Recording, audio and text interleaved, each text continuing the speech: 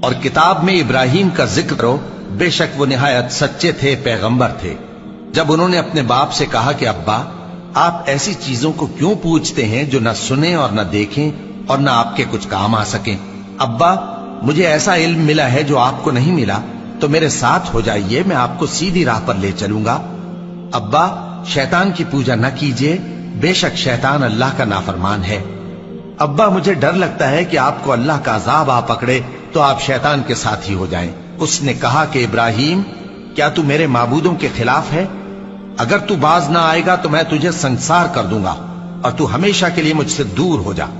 ابراہیم نے سلام علیکم کہا اور کہا کہ میں آپ کے لیے اپنے پروردگار سے بخشش مانگوں گا، بے شک وہ مجھ پر نہایت مہربان ہے، اور میں آپ لوگوں سے اور جن کو آپ اللہ کے سوا پکارا کرتے ہیں ان سے کنارہ کرتا ہوں اور اپنے پروردگار ہی کو پکاروں گا۔ امید ہے کہ میں اپنے پروردگار کو پکار کر محروم نہیں رہوں گا۔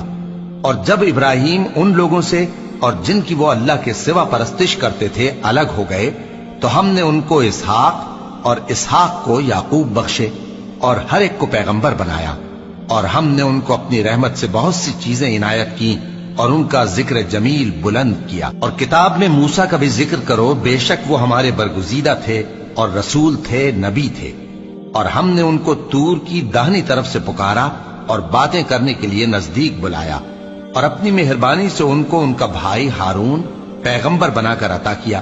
اور کتاب میں اسماعیل کا بھی ذکر کرو، وہ وعدے کے سچے اور رسول تھے، نبی تھے، اور وہ اپنے گھر والوں کو نماز اور زکوٰۃ کا حکم کرتے تھے اور اپنے پروردگار کے ہاں پسندیدہ تھے۔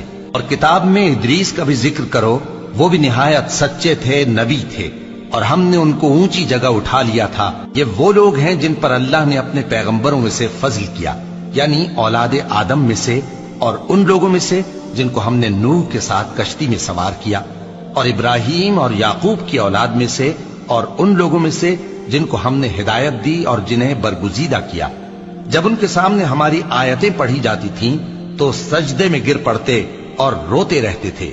پھر ان کے بعد چند ناخلف ان کے جانشین ہوئے جنہوں نے نماز کو ضائع کر دیا اور خواہشات نفسانی کے پیچھے لگ گئے، سو ان قریب ان کو گمراہی کی سزا ملے گی۔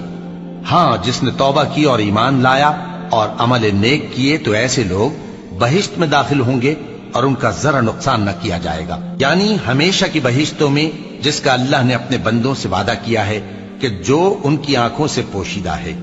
بے شک اس کا وعدہ نیکوکاروں کے سامنے آنے والا ہے، وہ اس میں سلام کے سوا کوئی بیہودہ کلام نہ سنیں گے، اور ان کو صبح و شام کھانا ملے گا۔ یہی وہ جنت ہے جس کا ہم اپنے بندوں میں سے ایسے شخص کو مالک بنائیں گے جو پرہیزگار ہوگا۔ اور فرشتے